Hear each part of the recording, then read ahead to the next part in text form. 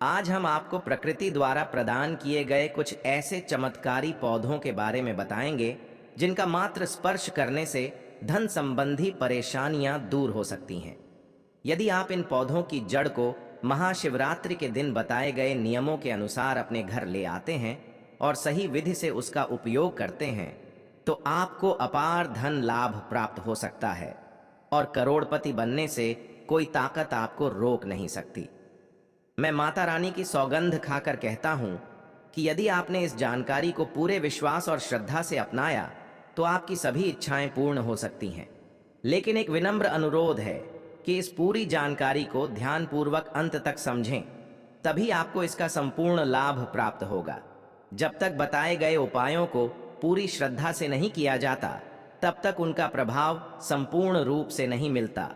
आपकी जानकारी के लिए बता दें कि इस वर्ष की महाशिवरात्रि जो 15 फरवरी को पड़ रही है, एक अत्यंत दुर्लभ और शक्तिशाली शिवरात्रि मानी जा रही है। इसका महत्व इसलिए भी बढ़ जाता है क्योंकि यह 144 वर्षों के बाद कुंभ स्नान के संयोग से पड़ रही है। यह अवसर अत्यंत दुर्लभ है और यदि आप इस दिन कुछ विशेष जड़ी बूटियों का सही उपयोग करते हैं तो भगवान शिव की कृपा से धन समृद्धि और अपार सुख की प्राप्ति हो सकती है। आज हम जिस चमत्कारी जड़ी बूटी की बात कर रहे हैं उसे अमृत बूटी भी कहा जाता है। यह संजीवनी बूटी के समान प्रभावशाली मानी जाती है, इसलिए इसे हल्के में लेने की भूल न करें। हम आपको इस विशेष पौधे के चमत्कारी गुणों और आयुर्वेदिक उपयोग के बारे में विस्तार से बताएंगे। यदि यह पौधा आपके घर के आसपास मौजूद है तो इसे साधारण समय कर नजरअंदाज न करें क्योंकि इसके गुण असाधारण हैं। यदि आप हमारे बताए अनुसार इस पौधे की पूजा अर्चना शुरू कर देते हैं तो इसका अद्भुत प्रभाव आपको जल्द ही देखने को मिलेगा। जैसे जैसे आप इसके चमत्कारी गुणों को जानेंगे, वैसे वैसे आपके मन में इसके प्रति आस्था और श्रद्धा बढ़ती जाएगी। यह जानकर आपको गर्व होगा कि भारत की पवित्र भूमि पर ऐसे दिव्य और चमत्कारी पौधे आज भी मौजूद हैं जो हमारे जीवन में सकारात्मक परिवर्तन ला सकते हैं। इस पौधे को कई जगह लटजीरा के नाम से जानते हैं, कई जगह इस चिड़चिड़ा के नाम से भी जानते हैं, कई जगह के नाम से भी जानते हैं। हो सकता है आप दूसरे राज्य में हो या फिर कहीं से आप हमारी वीडियो को देख रहे हो या फिर दूसरे देश से देख रहे हो, तो इसे अलग अलग प्रति में, अलग अलग जगह में, अलग अलग हिस्सों में अलग अलग नाम से जाना जाता है। लेकिन वीडियो में देखकर कि आप इसे समझ सकते हैं, तो खासकर यह जो पौधा है इसे लटजीरा के नाम से भी बहुत से लोग जानते हैं। और इसे अपामार्ग क्यों बोला जाता है? क्योंकि यह उल्टा चलता है। इसके जो बीज होते हैं बिल्कुल ही उल्टे होते हैं। आप अन्य पौधे के बीज देखेंगे, फूल के बीज देखेंगे तो ऊपर की तरफ होते हैं, लेकिन यह नीचे की तरफ होता है। इनका जो बीज होता है यह नीचे की तरफ होता है, यह उल्टा होता है। इसीलिए इसे अपामार्ग बोला जाता है। यह अपामार्ग विद्या में बहुत इसका प्रयोग होता है। कभी इसके बारे में मैं जानकारी बताऊंगा तो क्यों यह हमारे लिए कीमती है, क्यों यह आज साधारण है, तो आपको हम इस वीडियो में बताएंगे। सर्वप्रथम तो सभी दर्शकों को कहना चाहूंगा कि कमेंट बॉक्स में हर हर महादेव, जय भगवान शिव जरूर लिखना। अगर आप भारत भूमि से हैं तो जय हिंद बिल्कुल ही लिखना। इसका जो मैं आयुर्वेदिक प्रयोग बताऊंगा, शायद यह प्रयोग जानने के बाद कल से आप इनका प्रयोग करना शुरू कर देंगे। साथ ही साथ इसका मैं आप लोगों को वनस्पति प्रयोग के साथ साथ इसका जबरदस्त चमत्कारी एवं तांत्रिक प्रयोग भी बताऊंगा। तांत्रिक प्रयोग का मतलब है इसका आप जो जीवन में प्रयोग करके बहुत सारे अपने समस्याओं को दूर कर सकते हैं। तो सर्वप्रथम इसके बारे में मुझे ज्ञान का प्राप्त हुआ जब हम शिवरात्रि के दिन महाकुंभ स्नान करने के लिए प्रयागराज गए थे। तब वहां हमें एक महात्मा के साथ जब हमारी भेंट हुई तो हमने उनसे बाद में पूछा कि महाराज, आप लोग काफी लंबे समय से सिद्ध प्राप्त करते हैं, लंबे समय से आप शिव भगवान की साधना करते हैं, तो हमें यह बताइए आप लोग 1 महीने तक बिना जल ग्रहण किए हुए किस प्रकार से साधना करते हैं। तो उस संत महात्मा ने हमें स्वयं ही बताया कि जो चिड़चिड़ा नाम का पौधा वह होता है, जिसे आप लोग अपामार्ग के नाम से जानते हैं या फिर इसके कई प्रकार के नाम होते हैं, तो उसमें हमें बताएं कि हम उनके बीच का ध्यान से सुने। आज भी जंगल में महात्मा जितने भी लोग हैं संत महात्मा जंगल में रहने वाले जो कि शिव की साधना करते हैं, वह भोले भोले बाबा की साधना में लीन रहते हैं और सिद्धियां प्राप्त करते हैं, तो हमें वह महात्मा महाकुंभ में स्नान के द्वारा मिले थे। उसके बाद वह साधना करने के लिए ही बैठे थे, तो हमने उनसे यह पूछ लिया था। तब उन महात्मा ने हमें बताया कि उनके बीज की खिचड़ी बनाया जाता है और उनके 2 चम्मच खिचड़ी खाना होता है। अगर आप उनके बीज का खिचड़ी बनाकर 2 चम्मच खा लेते हैं तो आपको 1 महीने तक भूख प्यास नहीं लगती है। तो संत ने हमें बताएं कि 1 महीने तक हमें भूख और प्यास नहीं लगती। फिर हम लंबे समय तक जब साधना करते हैं, हमारे धर्मशास्त्रों में यह भी कहा जाता है, जो मनुष्य साधना करके महाशिवरात्रि के दिन भोलेनाथ को प्रसन्न कर लेता है तो उसके सारे दुख दर्द कष्ट दूर हो जाते हैं। जिस इंसान के ऊपर भोले बाबा का आशीर्वाद प्राप्त होता है, वह इंसान सबसे धनी श्रेष्ठ बुद्धिमान होता है। वैसे तो भोले बाबा थोड़ी सी पूजा पाठ में ही प्रसन्न हो जाते हैं, लेकिन कुछ ऐसे नियम हैं, इसके प्रयोग से उनकी पूजा करने से लाभ की प्राप्ति होती है। तो उन महात्मा ने हमें बताया कि इस पौधे के जड़ में माँ गंगा का वास होता है। जी हाँ, बिल्कुल ही माँ गंगा का वास होता है। और यह भी माना जाता है कि प्राचीन ग्रंथों में भी लिखा है कि अमृत की कुछ बूंद इसकी जड़ में पड़ी थी। इसलिए आयुर्वेदिक में इस पौधे को संजीवनी बूटी के नाम से जाना जाता है।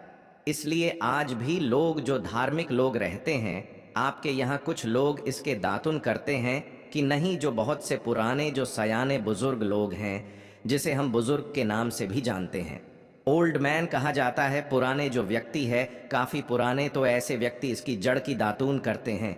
क्यों करते हैं? क्योंकि इसके जड़ में गंगा मैया का वास होता है। अमृत की कुछ बूंद गिरी थी, यह सर्वप्रथम जानते हैं। इसका आयुर्वेदिक प्रयोग जानेंगे। इनका चमत्कारी प्रयोग, आयुर्वेदिक प्रयोग सर्वप्रथम बताना चाहूँगा। अगर इसकी जड़ का दातुन किया जाए, जिससे लंबे समय से दांतों में पायरियाँ हैं, दांतों में दर्द बना रहता है, किसी कारणवश डॉक्टरी इलाज नहीं कर पा रहे या फिर डॉक्टरी दवा खा रहे हैं, फिर भी दांतों में दर्द बना हुआ है, ठीक नहीं होता है, तो केवल इसकी दातुन करने मात्र से दांतों में जितने भी कीड़े हैं, बैक्टीरिया है, जिसके कारण आपके दांतों में दर्द बना रहता है, वह दर्द इसके दातुन करने से केवल 15 दिनों तक उनकी आपको रेगुलर दातुन करना है। 2 से 3 दिनों में इसके रिजल्ट मिल जाए, दांतों के दर्द समाप्त हो जाएंगे, तो उसके दांतों के पीलापन को भी जड़ से समाप्त करते हैं। जिनके दांतों में पीलापन है, लोग जिनका मजाक उड़ाते हैं, जिनके खुद के ही परिवार के लोग बेइज्जती कर देते हैं, बेइज्जती का जिन लोगों को सामना करना पड़े, जिनके दांत काफ़ी पीले हैं, गंदे हैं, ऐसे व्यक्ति को भी इसे दातून ज़रूर करना चाहिए। इससे दातून करने के बाद हमारे दांतों में चमक आ जाती है, हमारे दांत वाइट बन जाते हैं, एकदम क्लीन हो जाते हैं। यह तो हुआ। अब इसका दूसरा प्रयोग आप जानते हैं। वास्तुशास्त्र ज्योतिष चैनल आपको कभी गलत जानकारी नहीं देगा। किस प्रकार से यह प्रयोग हमने कई लोगों को हम खुद कर चुके हैं, इसलिए हम प्रमाणित प्रयोग बता रहे हैं। हमारे द्वारा बताई हुई जानकारी 100% सत्य होती है, क्योंकि यह चैनल सत्य घटनाओं पर ही आधारित है।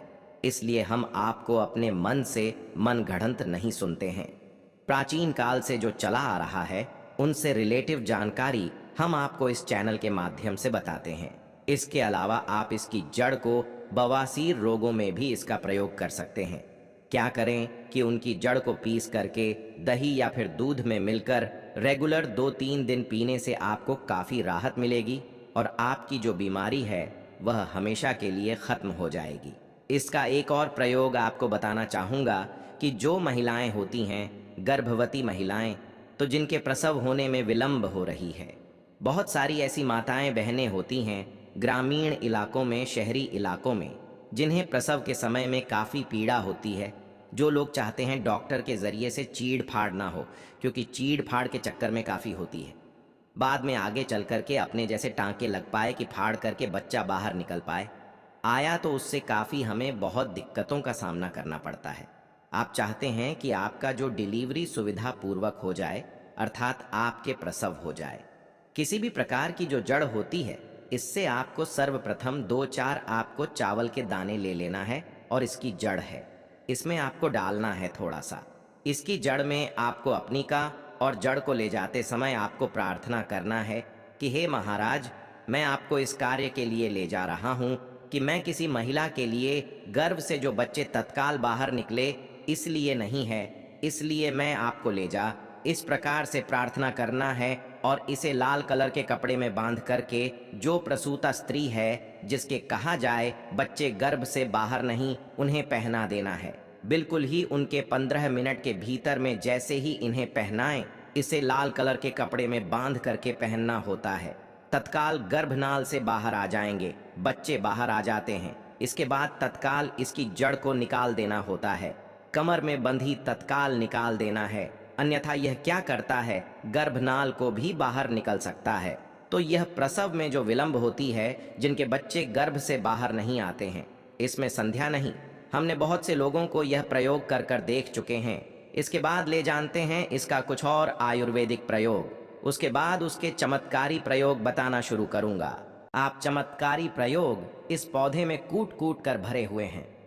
दोस्तों, हम आपको इस पौधे के चमत्कारी प्रयोग के साथ साथ कुछ ऐसे प्रयोग भी बताएंगे कि आपके घर में धन आना शुरू हो जाएगा। आपके घर में जो धन आएगा उसमें वृद्धि होगी, वह कभी खत्म होने का नाम ही नहीं लेगा। तो वह उपाय हम वीडियो के अंत में आपको बताएंगे, तो वीडियो के अंत तक आपको बने रहना है। वीडियो को पूरा देखने पर ही आपको सही सटीक जानकारी प्राप्त होगी, इसलिए वीडियो के अंत तक बने रहे। आपको हम बता दें कि जिनके दांत दर्द हो रहे हैं, बहुत से लोग ऐसे हैं जिनको सर का दर्द होता है, तो सर दर्द वालों को बताना चाहूंगा, दांत के दर्द बताया। दांत के दर्द को ठीक करने के बाद आप जड़ को जलाकर के भस्म भी बना सकते हैं, और उनकी भस्म बनाने के बाद जहां पर दर्द होता है वहां पर आप लोगों को उसे भस्म को लगा लेना है, तो आपका दर्द कुछ ही घंटे के अंदर समाप्त हो जाएगा। दोस्तों, हमारे चैनल का संकल्प है सही जानकारी आप लोगों तक बिल्कुल निशुल्क पहुंचना।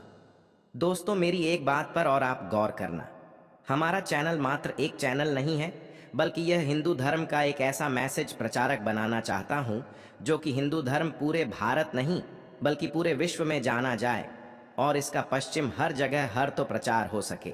भक्तों, इस चैनल में हम आपको सारी जानकारी बिल्कुल फ्री माध्यम में बताएंगे, जिनसे आपको लाभ की प्राप्ति हो सके, धन दौलत ऐश्वर्य की प्राप्ति हो सके, और जो भी आपके घर में या आसपास बीमारियां हैं उन सभी से आप लोगों को मैं बचा सकूं।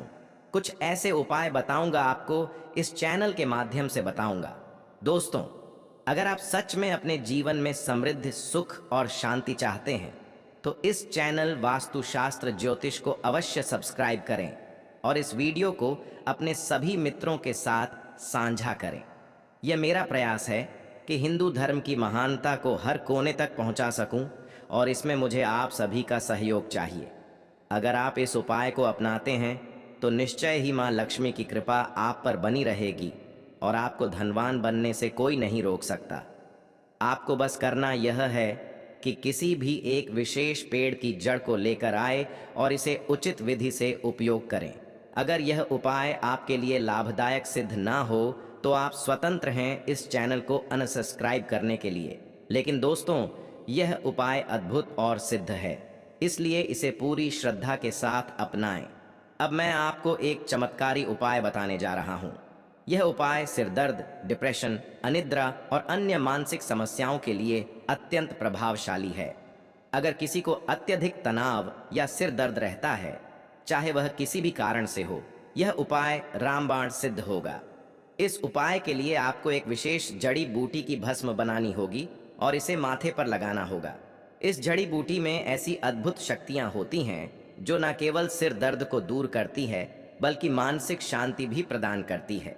अगर आप अपने व्यापार में वृद्धि चाहते हैं तो इस उपाय को अपनाएं।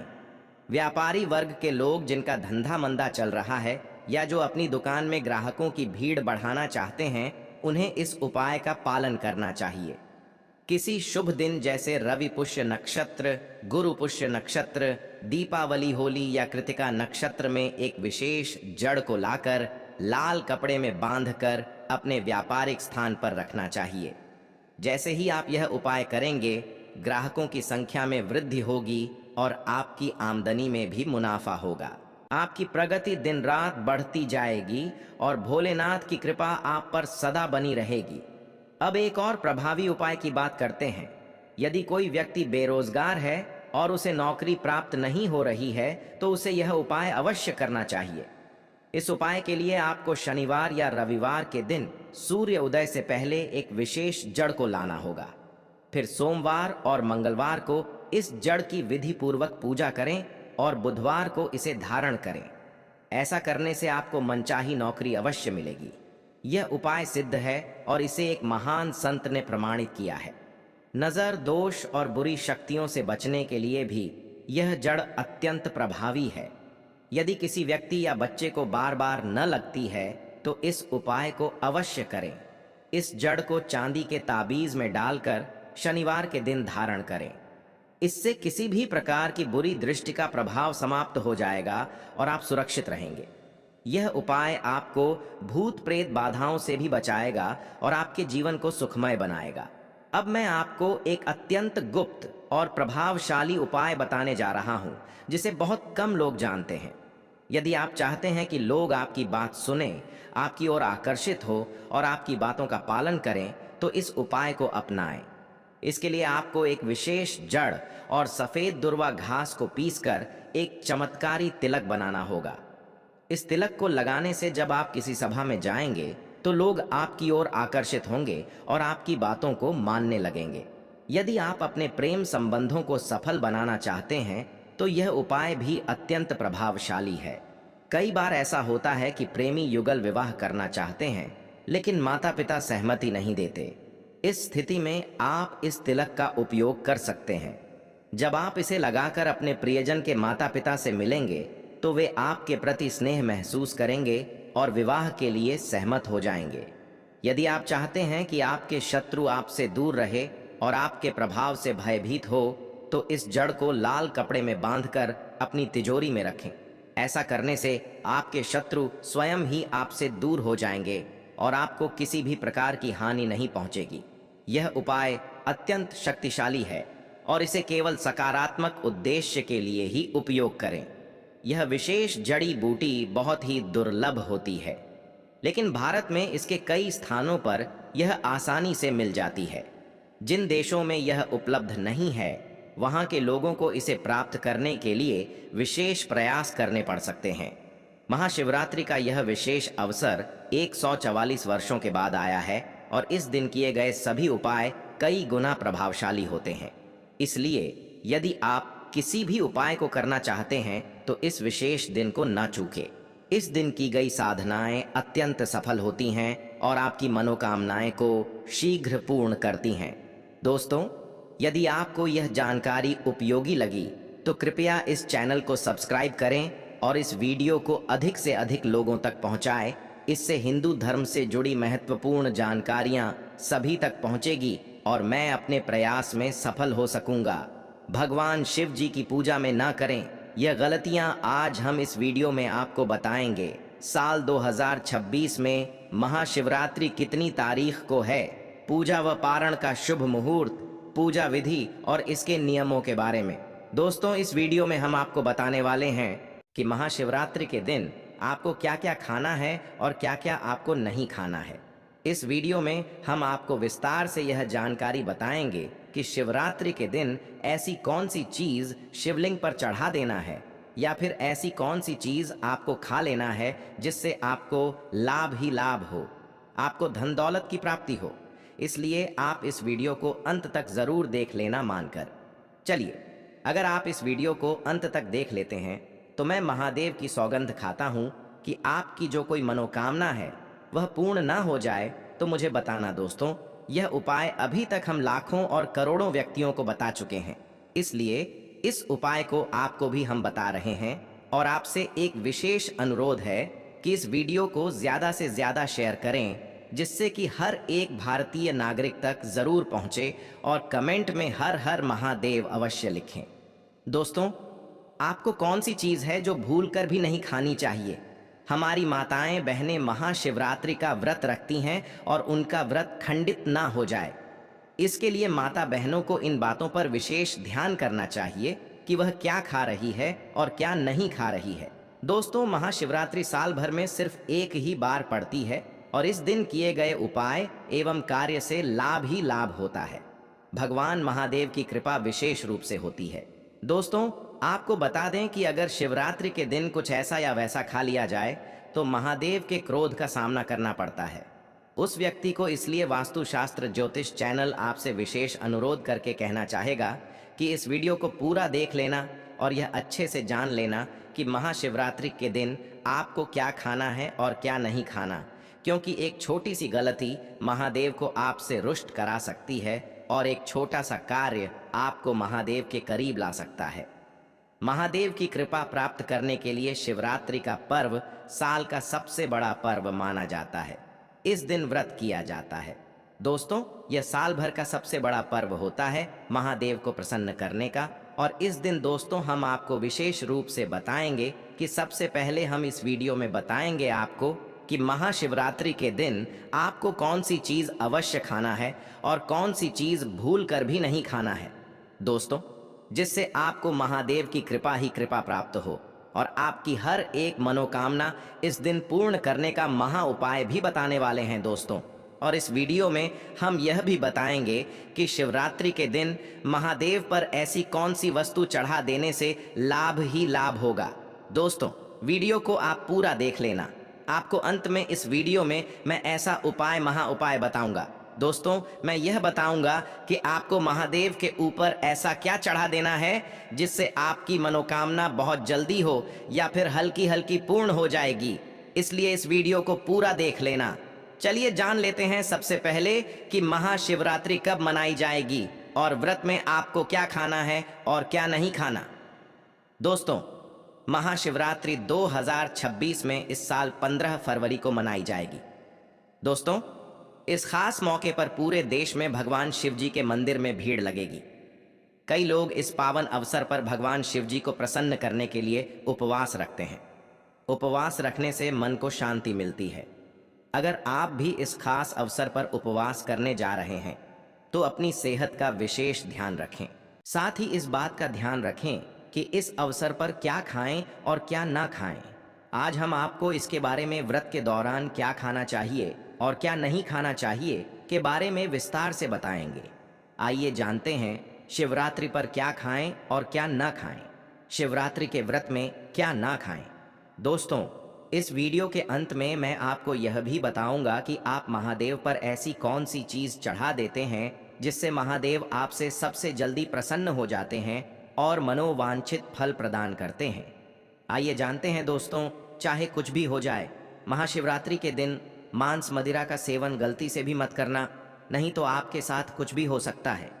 महाशिवरात्रि के दिन देर तक कभी ना सोए, इससे आपका भाग्य बिगड़ सकता है। भगवान भोलेनाथ क्रोधित हो सकते हैं। महाशिवरात्रि के दिन दाल चावल या गेहूं से बने पकवान नहीं खाना चाहिए। इस दिन आप सिर्फ फल, दूध, चाय और कॉफी ले सकते। दोस्तों, अगर आप भगवान भोलेनाथ जी को प्रसन्न करना चाहते हैं तो इस दिन काले कपड़े भूलकर भी मत पहनना। इस दिन जितना ज्यादा हो सके भगवा रंग या लाल रंग का ही कपड़ा पहने, बहुत ही शुभ और मंगलकारी माना जाएगा। इस दिन गलती से भी पति पत्नी शारीरिक संबंध भूलकर भी ना बनाएं, अन्यथा भगवान भोलेनाथ के क्रोध का सामना आपको करना पड़ेगा। इस दिन जितना ज्यादा हो सके दान करें। भगवान भोलेनाथ को अगर खुश करना है तो ये बातें गांठ बांध लें। दोस्तों, ये पाप कभी मत करना। महाशिवरात्रि के इस पावन अवसर पर शिवलिंग पर भूलकर भी यह चीजें मत चढ़ाना, नहीं तो जिंदगी भर आपको किसी बड़ी परेशानी का आपको सामना करना पड़ सकता है। आपका व्रत टूट भी सकता है। भगवान भोलेनाथ अत्यंत क्रोधित हो सकते हैं, जान लीजिए, नहीं तो आपके व्रत रखने का कोई भी फायदा नहीं। तो चलिए जानते हैं दोस्तों। नंबर 1, तुलसी। पौराणिक कथाओं के मुताबिक तुलसी को माता लक्ष्मी जी का स्वरूप माना जाता है। माता लक्ष्मी जी भगवान विष्णु जी की पत्नी हैं। भगवान विष्णु शालिग्राम की पूजा में ही तुलसी का प्रयोग किया जाता है। ऐसे में शिवलिंग पर तुलसी का प्रयोग वर्जित है।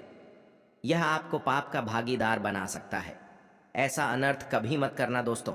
नंबर 2, सिंदूर एक प्रकार से श्रृंगार की वस्तु है जो सभी देवियों को चढ़ाया जाता है, परंतु भगवान भोलेनाथ बैरागी हैं और वह महाकाल है।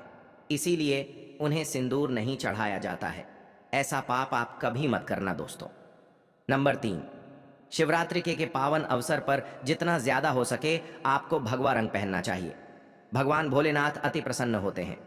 इस दिन काले कपड़े पहनने से बचना चाहिए और मंदिर में काले वस्त्र पहनकर कभी प्रवेश ना करें। दोस्तों, नंबर 4, हल्दी। सभी देवी देवताओं की पूजा में हल्दी का उपयोग किया जाता है, लेकिन कुछ का मानना है कि विनाश के देवता भगवान भोलेनाथ जी को अर्पित नहीं करना चाहिए, क्योंकि हल्दी सौभाग्य का प्रतीक है। दोस्तों, नंबर 5 के केत के फूल। पौराणिक कथाओं के मुताबिक केतकी के फूल भी शिवलिंग पर नहीं चढ़ाना चाहिए, क्योंकि एक बार केतकी के फूल भगवान ब्रह्मा के झूठ में साथ दिया था। यह बात जानकर भगवान भोलेनाथ ने क्रोध में आकर केतकी के फूल को श्राप दे दिया। दोस्तों, नंबर 6, नारियल पानी। एक पौराणिक मान्यताओं के अनुसार ऐसा कहा जाता है कि शिवलिंग पर नारियल पानी नहीं चढ़ाना चाहिए, क्योंकि यह शुभ नहीं माना जाता। दोस्तों, नंबर 7, शंख जल। भगवान भोलेनाथ ने शंखचूर्ण नाम के असुर का वध किया था। शंख को उसी असुर का प्रतीक माना जाता है जो भगवान विष्णु का भक्त था। इसीलिए विष्णु भगवान की पूजा शंख से होती है, शिव की नहीं। दोस्तों, नंबर 8, तिल।